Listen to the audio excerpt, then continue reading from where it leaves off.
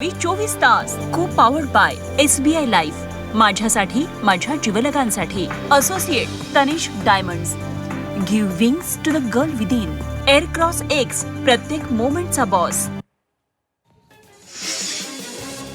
येवला शहरात होळी सण उत्साहात साजरा करतात. शहरातल्या बाजारपेठेतील दुकानं, हार आणि कड्यांनी गजबजू लागलेले. येवलेकरांनी पारंपरिक पद्धतीनं होळी साजरी करण्याची परंपरा कायम ठेवली आहे. यावेळी नागरिक मोठ्या प्रमाणात हार, कडे आणि पूजेच्या साहित्याची खरेदी करताना दिसून येतात. तसंच होळीनिमित्त सजावटीच्या वस्तूंना विशेष मागणी आहे.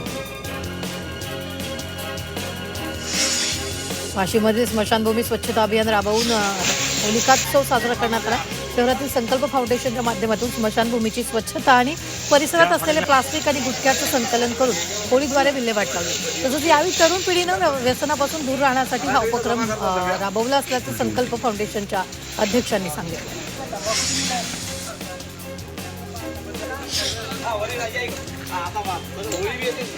धुलीवंदनाच्या पार्श्वभूमीवर हिंगोलीच्या बाजारपेठा फुलल्याचं पाहायला मिळते. बाजारात वेगवेगळ्या प्रकारचे रंग विक्रीसाठी सध्या दाखल झालेत. रंग विक्रेत्यांनी मुख्य बाजारपेठ असलेल्या गांधी चौक स्टॉल लावल्याचं पाहायला मिळते. यासह लहान मुलांचं मुख्य आकर्षण असलेल्या पिचकाऱ्या सुद्धा विक्रीसाठी दाखल झाल्या.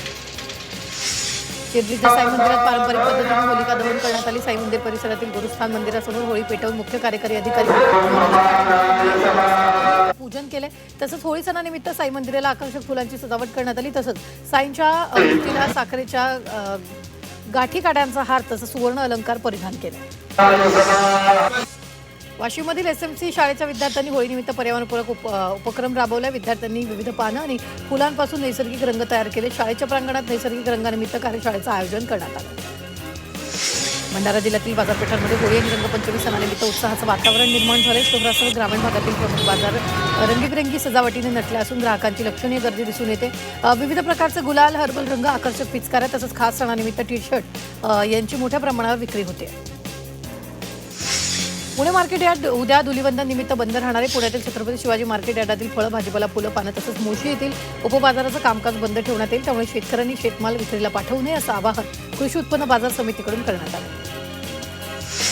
शिर्डीच्या साई मंदिरात पारंपरिक पद्धतीनं होलिका दहन करण्यात आली. साई मंदिर परिसरातील गुरुस्थान मंदिरासमोर होळी पेटवून मुख्य कार्यकारी अधिकारी गोरक्ष पाटीलकर यांनी सप्तनीत पूजन केले. तसंच होळी सणानिमित्त साई मंदिराला आकर्षक फुलांची सजावट करण्यात आली. तसंच साईंच्या मूर्तीला साखरेच्या गाठी काड्यांचा हार तसंच सुवर्ण अलंकार परिधान केला. नाशिकच्या मालेगाव बाजारपेठेत होळीनिमित्त साखरेच्या माळा मोठ्या प्रमाणावर विक्रीसाठी उपलब्ध झाल्या. गुजरातवरून असलेली स्वस्त माळीची साखर आणि स्थानिक पातळीवर बनवलेली शुद्ध साखर, गाठी अशी दोन्ही प्रकारची रेलचेल बाजारात दिसून येते. गेल्या वर्षीच्या तुलनेत साखरेच्या गाठीचा भाव स्थिर आहे. 3 मार्च रोजी साईंचं दर्शन बंद राहणार आहे. खग्रास चंद्रग्रहण आल्यामुळे ग्रहण काळात दर्शन बंद राहणार आहे. खग्रास चंद्रग्रहण दुपारी 3:20 सुरू होणार असून संध्याकाळी 6:48 संपणार आहे. ग्रहण संपल्यानंतर साईबाबांचं मंगल स्नान पार पडेल आणि दुपारतीनंतर भाविकांसाठी मंदिर खुलं होईल. दरम्यान यासाठी भाविकांनी नियोजन करून येण्याचं आवाहन साई संस्थाननं केलं. वाशिमच्या सावरगाव कान्हुबामध्ये कानिफनाथ महाराजांचा 153वा यात्रा महोत्सव मोठ्या उत्साहात साजरा होतोय. यात्रेनिमित्त विविध धार्मिक कार्यक्रमांचं आयोजन करण्यात आलं. तसंच भाविकांसाठी महाप्रसादाची व्यवस्था करण्यात आली.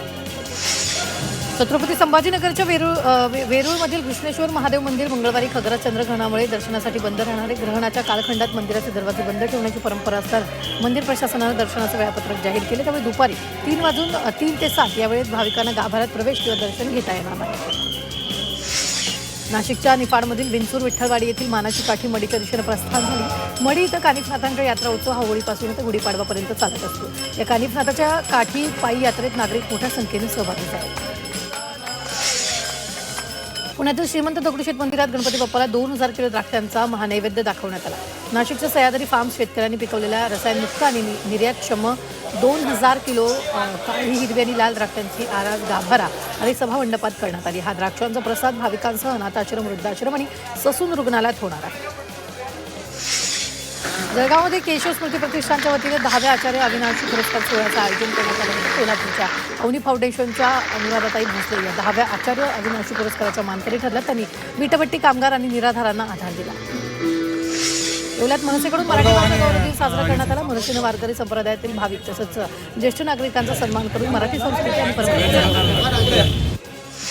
छत्रपती संभाजीनगरच्या वेरूळमध्ये कृष्णेश्वर महादेव मंदिर मंगळवारी खग्रास चंद्रग्रहणामुळे दर्शनासाठी बंद राहणार.